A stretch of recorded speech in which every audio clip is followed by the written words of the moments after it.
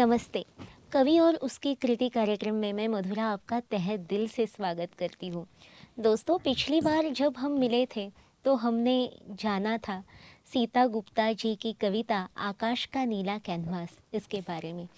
आकाश का नीला कैनवास इतना सुंदर है और उसमें कितने सारे चित्र चितारे हुए हैं। उसमें से सबसे खूबसूरत चित्र है तारों का, चाँद का, चाँद के चाँदनी का। उसके बारे में पिछले वक्त हमने बातचीत की थी। वो चाँद का चित्र इतना सुंदर है और हर वक्त वो अलग-अलग हमें दिखता है, चाहे वो पूनम को हो या फिर और किसी तिथि को हो, वो हमें अलग-अलग हमेशा दिखता है। एक संत थे महाराष्ट्र के संत ज्ञानेश्वर, उन्होंने कहा है की जेवी कुमुद दलाचे निताटे जो जेवीला चंद्र किरण चोखटे तो चकोर काय वाळवंटे चुंबितू असे। यानी जिसने शुद्ध ऐसे कमल पत्रों के ऊपर चांदनी का भोजन सेवित किया हो, चकोर वो चकोर पंछी क्या रेगिस्तान में जाके वहाँ की धूल चाटते रहेगा? वैसा ही है, अगर हम इस आकाश के नीले कैनवास में खो जाए, उस चाँद को, उस चाँदनी को अगर हम महसूस करें, तो हमें इस संसार का दिखावा, वो बाह्य चीज़ें हैं, वो सामने से नज़र आएगी और हम सिर्फ प्रकृति के पास जाते रहेंगे और उस प्रकृति को, उस आकाश के नीले कैनवास को हम अपने मन के अंदर धारण करेंगे। तो आज भी हमें उसी आकाश के नीले कैनवास को मन में धारण करना है। उस कविता के आगे के छंदों के ऊपर हमें प्रकाश डालना है, चंद्रमा की तरह। तो हम स्वागत करते हैं सीता गुप्ता जी का। नमस्ते सीता जी। अभी आपने बात की कि चंद्रमा विभिन्न तिथियों में कितना सुंदर होता है। जी। जरा दूज के चांद को देखिए, ईद के चांद को देखिए। जी। हमारी कितनी कहावतें बनी हुई हैं। हाँ कभी कभी जो मिलता है, आप तो ईद के चांद हो गए। हाँ हाँ, बिल्कुल बिल्कुल। ईद के चांद देखकर मेरे मुस्लिम भाई अपना व्रत तोड़ते हैं। तो चांद की तो अनेकों महिमा है। आप पूरे ग्रंथ के ग्रंथ लिख सकते हैं चांद और के उसके ऊपर। ऊपर गाने भी कितने अच्छे हैं।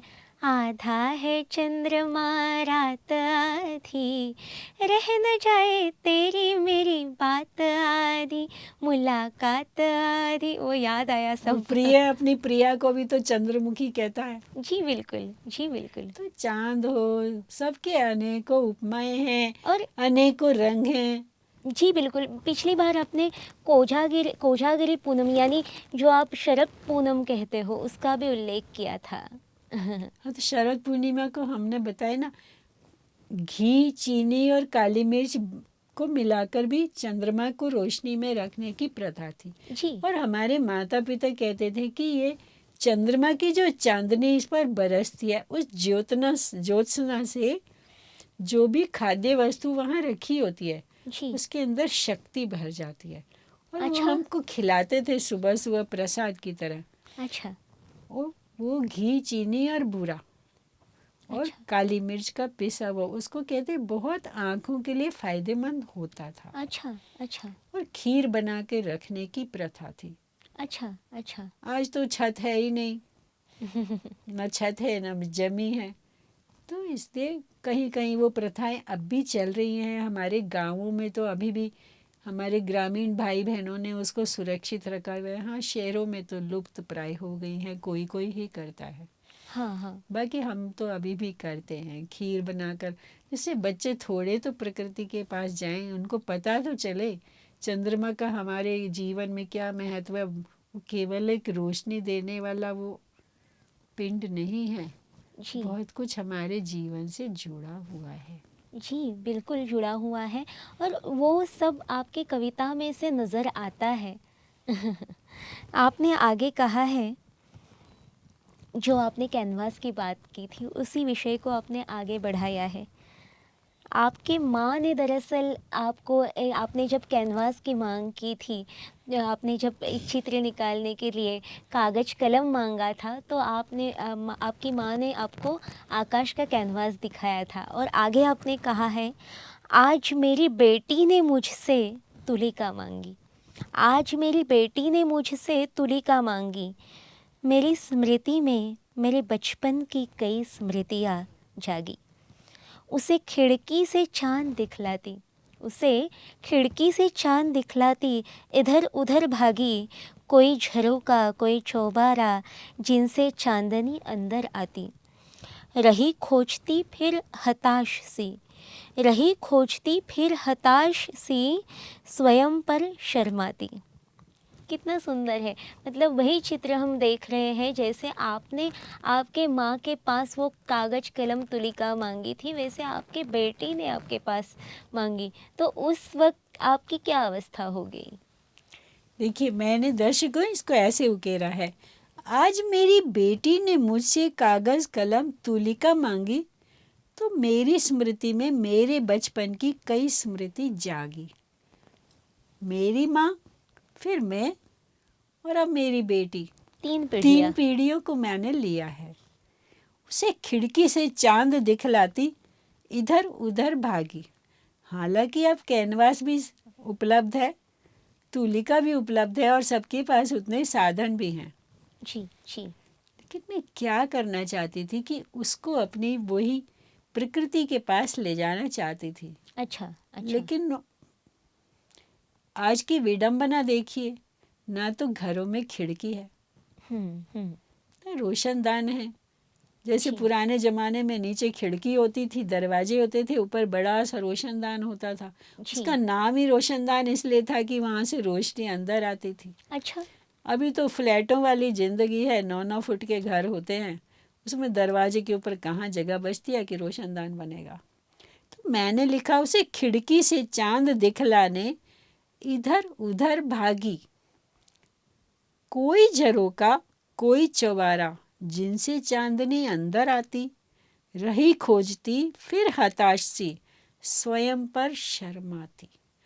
क्योंकि मुझे घर में ना वो खिड़की मिली जिससे चांदनी अंदर आए, और ना वो रोशनदान मिला जिससे चांदनी अंदर आए।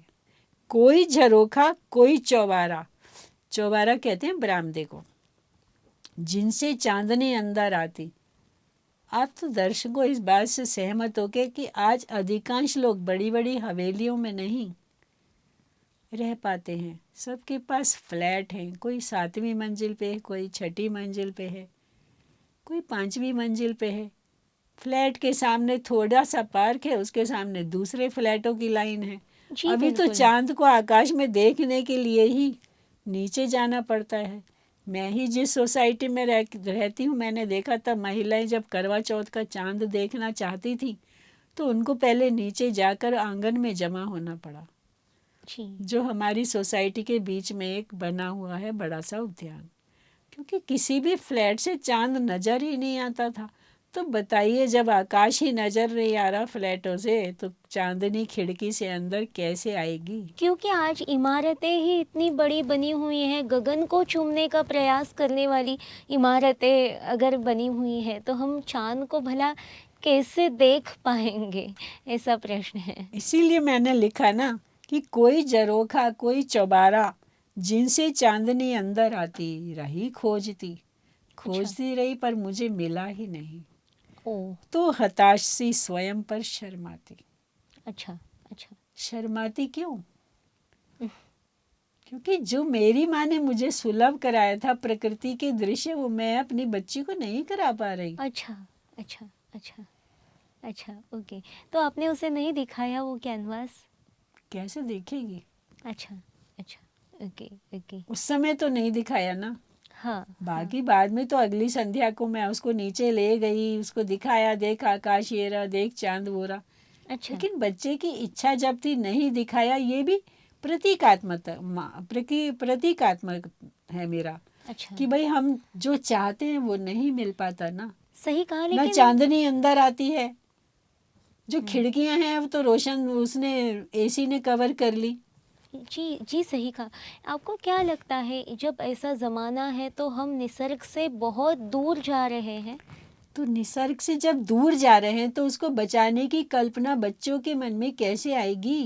जी। उनकी कल्पना में जो घर है, वहाँ तो खिड़की में एसी लगाने की ही जगह है। वो जी। चांदनी को भी अंदर ला सकता है, ये कल्पना वो लाएंगे ही कहाँ से? लेकिन ज़माना भी ऐसा है, आबादी भी इतनी है कि ऐसी बड़ी बिल्डिंगें, ऐसे फ्लैट्स तो बनाने ही पड़ेंगे। आबादी को कंट्रोल भी तो हम कर सकते हैं। हाँ, लेकिन वो तो बात है ही, वो तो बात है।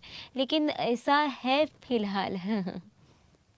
तभी तो हमारे पहले संयुक्त परिवार होते थे। जी, जी, एक मकान में एक कमरा बैठक हो गया, वो सबका हो गया। जी, एक कमरा रसोई हो गया, सबका हो गया। जी, जी, सबके अलग अलग शयन कक्ष भले थे जी। भाइयों के, लेकिन एक रसोई, एक फ्रिज, एक गाड़ी, तो कितनी सारी बचत हो गई, आप देखिए ना। जी, तो आजकल कितना तो संयोजन उनका बढ़िया था। आपस में प्यार प्रेम से सबने इकट्ठे बैठकर खाना खाया, रसोई एक थी। आजकल तो ऐसे टीवी भी घर में इतने होते हैं, क्योंकि किसी को मैच देखनी है तो किसी को सीरियल देखनी है, किसी को मूवी देखना है तो किसी को रियलिटी शो देखना है। ऐसे एक ही नहीं कि सब मिलजुल के हम एक प्रोग्राम देखें, ऐसे एक की भी कहीं नज़र नहीं आती। इसीलिए नहीं आती ना कि हम गैजेट्स में खो गए हैं। जी, जी, हमको दुनिया हमारी मुट्ठी में है, मेरे मोबाइल में है। आज अमेरिका में क्या हुआ, रशिया में क्या हुआ, भारत में कहाँ कहाँ क्या हुआ, जी, जी। लेकिन मेरे पड़ोस में क्या हुआ? पड़ोसी का नाम भी नहीं जानते कई लोग। तो यही तो मैंने कहा, फ्लैटों में हमारी जिंदगी कैसी हो गई है। अब पड़ोसी का नाम नहीं जानते जिसके साथ हम रोज रहते हैं। जी, जी, जी। तो चंद्रमा और सूरज को कहाँ से जानेंगे बच्चे? तो हम सही ही तो कहा। उनको दूर लेकर जा रहे हैं प्रकृति से, जिसको उन्होंने देखा ही नहीं, जिसको उन्होंने अनुभव किया ही नहीं। जी। उसको बचाने का प्रयास उनकी कल्पना से बाहर की बात है। जी, आपने सही कहा। मुझे भी ये ऐसे कविताएँ सुनना, पढ़ना बहुत पसंद है। तो मैं ऐसी ही कविता एक पढ़ रही थी जिसमें चाँद का बहुत ही अच्छा वर्णन किया था। मैं अपने घर में ऐसे दे किताब लेके ऐसे मैं बैठी थी और बहुत ही सुंदर वो कल्पनाएँ मेरे मुख से बाहर आ रही थी। तो मेरे सामने वाला एक बच्चा, सामने रहने वाला, वो ऐसे ही घर में हमारे आता है वो खेलने के लिए। तो आया और उसने मुझे कहा, दीदी आप ये सब चाँद वग़ैरह पढ़ते हो ऐसे, लेकिन ये सब कल्पनाएँ इसमें दी है, लेकिन चाँद असल में ऐसा नहीं है। मैंने नेट पे देखा है, मैंने टीवी पे देखा है। चाँद इतना खूबसूरत थोड़ी ना है, चाँद ऐसा नहीं दिखता है। ऐसा उसने कहा। तो ऐसे प्रश्न को हम क्या उत्तर दें भला?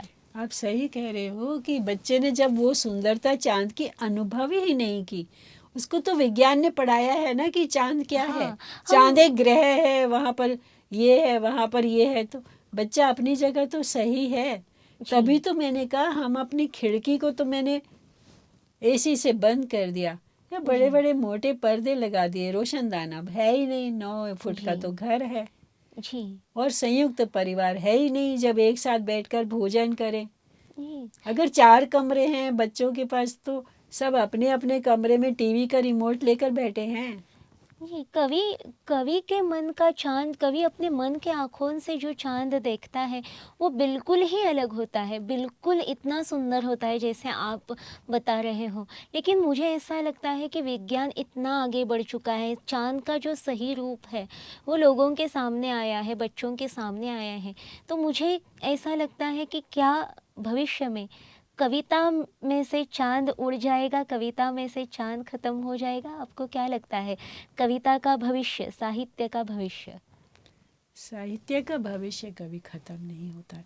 अगर कविता और का? सब कलाएं धरती पर रहेंगी तो कविताएं भी तो रहेंगी। हाँ, लेकिन तो बच्चों को कवियों की कल्पना भी अपने पास है ना, उनके पास। कोई जी, भी चीज़ समाप्त कहाँ होती है? साइंस कहता है कोई भी चीज़ समाप्त नहीं होती, ट्रांसफॉर्म होती है। जी, जी। तो किसी और रूप में आ जाएगी, आ तो जाएगी। अच्छा, अच्छा, अच्छा। क्योंकि बच्चे अब देखेंगे चाँद के पास, चाँदनी के पास या फिर तारों के पास, तो वो अलग नज़रियों से देखेंगे।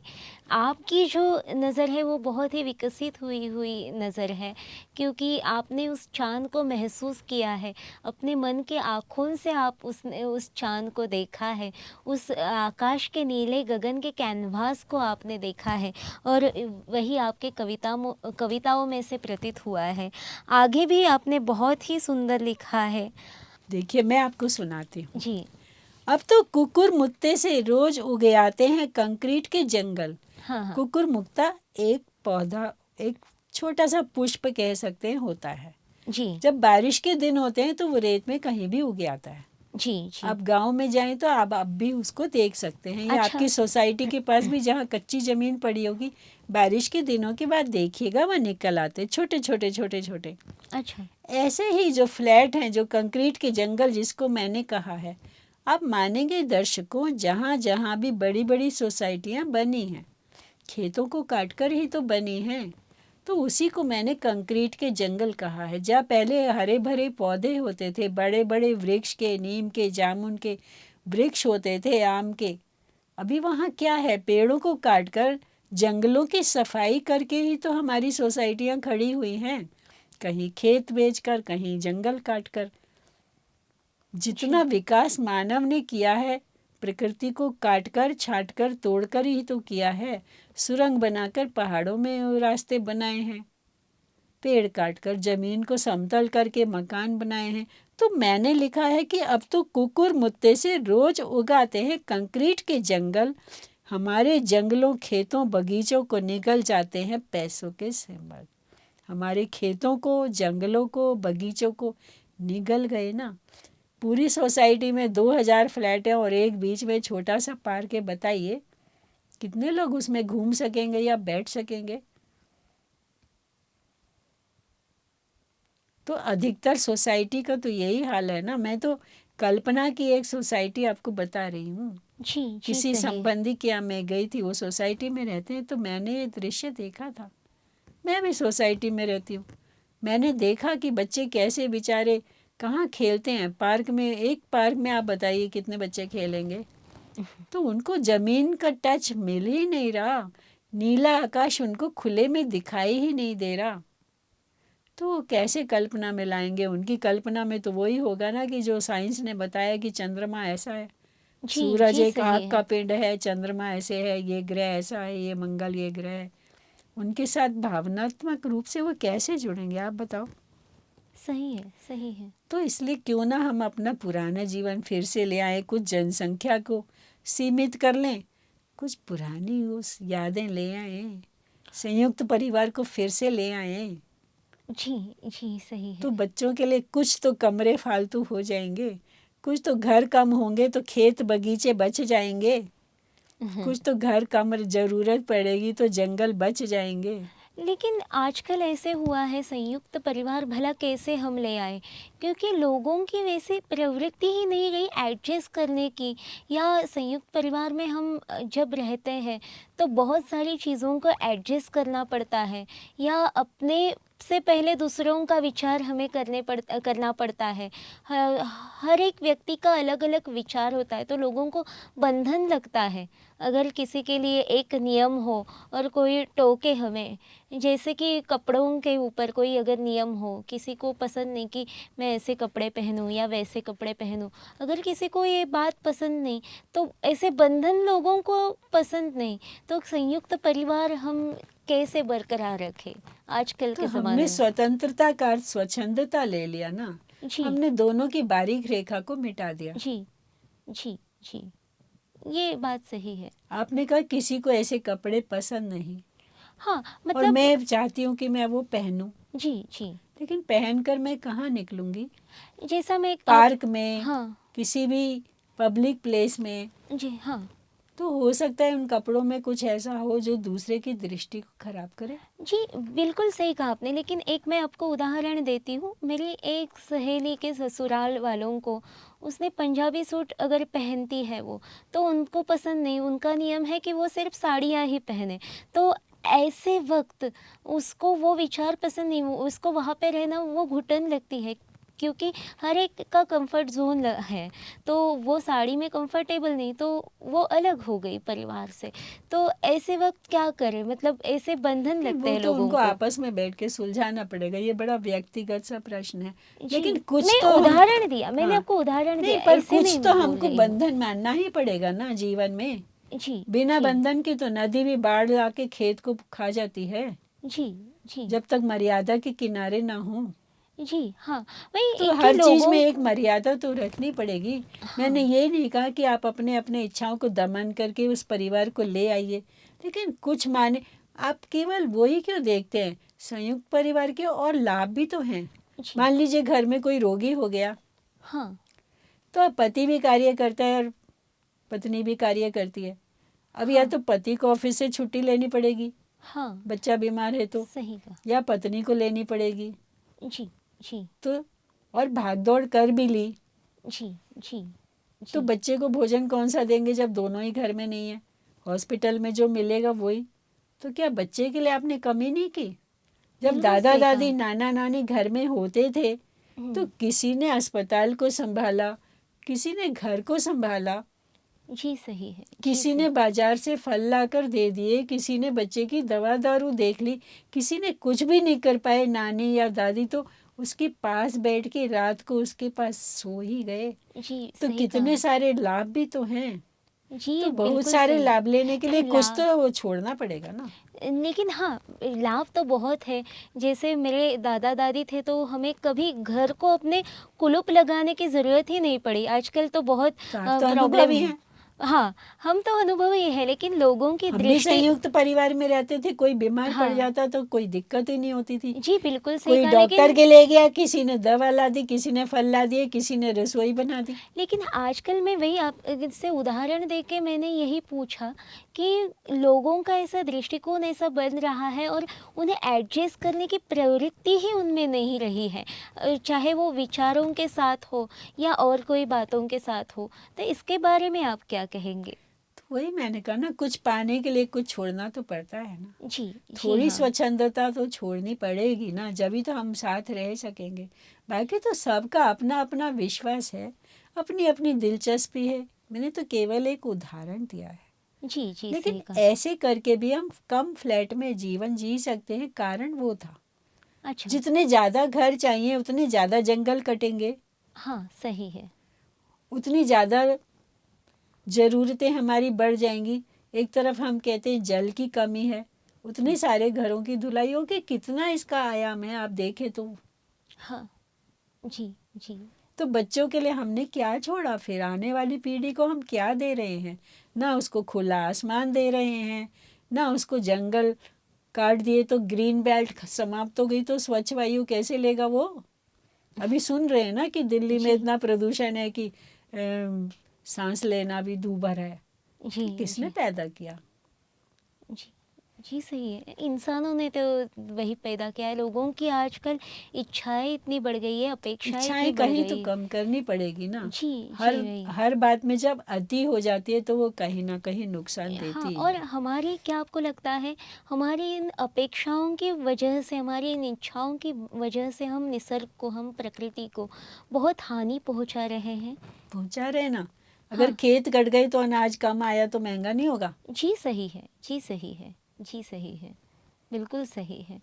और जमीन कम हो गई तो हुँ, फल भी कम होंगे, अनाज भी कम होगा। जी, जी, खाने वाले बढ़ गए तो जी, महंगाई तो अपने आप होगी ना। जी, हाँ, हाँ। फिर आगे मैंने लिखा है, अब तो फ्लैटों में टंगी जिंदगी बनी जाती है बेढंगी। हुँ, हुँ। इनमें कैद प्यारा बचपन खोता जाता है जीने की धड़कन। जी, मैंने खुद महसूस किया। मैं सुबह अच्छा, सुबह एक दिन गई तो बच्चे पार्क में खेल रहे थे, हाँ, क्योंकि फ्लैट में तो जगह ही नहीं है। हाँ, 4 फुट की बालकनी है, उसके अंदर या तो गमले रख लीजिए या तो कपड़े सुखा लीजिए। जी, खेलेगा कहाँ वो? जी, जी, अब खेलने के लिए पार्क में खेल रहा है तो कुछ बुजुर्ग लोग घूम रहे थे, हाँ, बॉल जाके उनके माथे में लग गई। जी, अब वो जी, कह रहे थे यहाँ खेलिए मत। हाँ, बच्चे कहाँ खेलें? तो हमने बच्चे से बच्चे का बचपन नहीं छीन लिया? जी, सही है, तो लेकिन वो फिर क्या करेगा जब उसको खेलने का स्थान में नहीं मिला, अपने मित्रों से मिलने का स्थान नहीं मिला, तो वो गैजेट्स में ही तो घुसेगा फिर। घर में नाना नानी दादा दादी तो है नहीं उसका दिल बहलाने के लिए, कहानी सुनाने के लिए। बराबर है, बराबर, कजन्स भी नहीं है पास में, मित्र थे पास में। अब मित्रों को इकट्ठा बैठने का स्थान ही नहीं मिल रहा है। हाँ, 2 हाँ, कमरे का तो फ्लैट है। हाँ, हाँ, सही तो वो है, क्या करेगा? फिर खेलेगा नहीं तो क्या करेगा? तो उसकी कितनी सारी हमने आकांक्षाएं मार दी, कितने सारे अंदर जो उसकी कला थे, खेलने का या चित्रकारी करने का या भागने का या कुछ बनाने का, वो सब कहाँ चले गए? बताइए, हमने नष्ट नहीं कर दिया उनको? हम्म, तो फिर वो बिल्कुल वही तो सही है। मानेगा कि चांद काला है या चांद केवल एक पिंड है। उसको दूज के चांद की सुंदरता कभी देखी नहीं तो कैसे अनुभव कराइएगा? बिल्कुल सही कहा है। और आगे आपने जैसे कहा है, अब ना नीचे धरती दिखती ना ऊपर झांकता आकाश, जाने कहाँ खो गया मेरी बिटिया का नीला कैनवास। ये सचमुच नीला कैनवास जो आपने शुरू में कहा, वो खोते हुए नज़र आ रहा है। क्या कहोगे? नीचे धरती कहाँ है? मान लीजिए मैं फ्लैट में रहती हूँ, फ्लैट होगा कितने भी मुझे को नहीं मालूम है, लेकिन आप दर्शक को जानते तो होंगे कोई 50 लाख या 60 लाख, लेकिन फिर भी तो ना जमी मेरी है ना गगन मेरा है। आकाश वहाँ से दिखता नहीं है, जमीन पे हमारा कोई हक नहीं है, तो बीच में ही तो टंगे हुए हैं। इसीलिए मैंने लिखा है, ना अब ना नीचे धरती दिखती ना ऊपर आकाश। आकाश दिखाई नहीं दे रहा। जब तक 20 मंजिल से नीचे उतरोगे नहीं, आकाश दिखाई नहीं देगा, क्योंकि आमने सामने के फ्लैट ने आकाश को, चांद को, तारों को, सबको छिपा लिया। जी जी। अब लाइट चली गई मान लीजिए, कैसे उतरेंगे नीचे? सही है, सही है, सही है। और लाइट हो भी तो कोई किसी का इंतजार करेगा क्या कि सामने वाले फ्लैट से भी 10 लोग आ जाएं तो मैं नीचे इकट्ठा जाऊं? एक तरफ हम कहते हैं हमारे पास बिजली कम है, बिजली की खपत बढ़ गई कि नहीं? पानी को 20 मंजिल पहुंचाने के लिए बिजली चाहिए कि नहीं? जी। तो इसीलिए मैंने लिखा, ना नीचे धरती दिखती ना ऊपर आकाश। जरा 8 मंजिल से नीचे झांक के देखिए, कोई पौधे की सुंदरता नजर आएगी? पौधा ही नजर आ जाए तो बड़ी बात है। बड़ी बात है।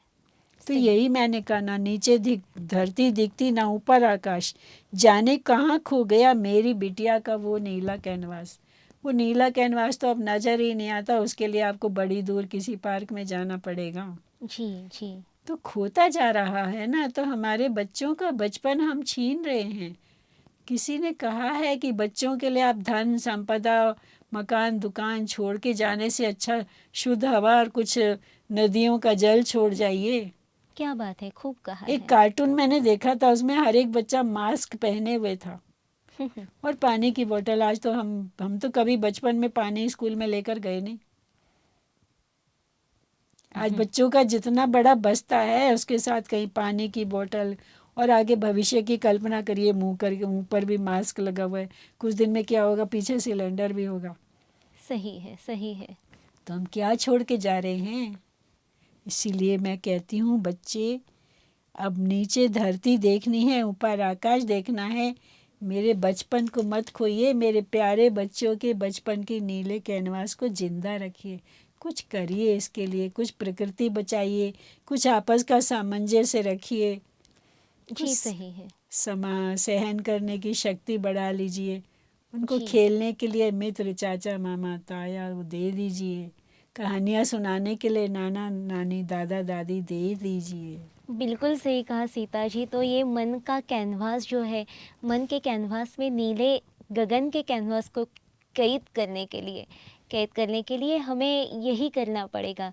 इस संसार को, इस प्रकृति को, इस निसर्ग को हमें बहुत ही सुंदर बनाना होगा और बच्चों को उनका बचपन उन्हें देना होगा। आपने इतनी अच्छी बातें बताई, आपका बहुत बहुत आभार। तो दोस्तों, आज के एपिसोड में हमने देखा आकाश का नीला कैनवास, जो सीता गुप्ता जी की कविता है। कवि और उसकी कृति कार्यक्रम में हमने ये कविता सुनी। और दोस्तों, हमें आकाश का जो नीला कैनवास है, इसे और भी सुंदर बनाना है, इसे दिल में कैद करना है। वो आकाश का नीला कैनवास दिखने के लिए हमें इस प्रकृति को ऐसे ही सुंदर रखना है। धन्यवाद। बने रहिए।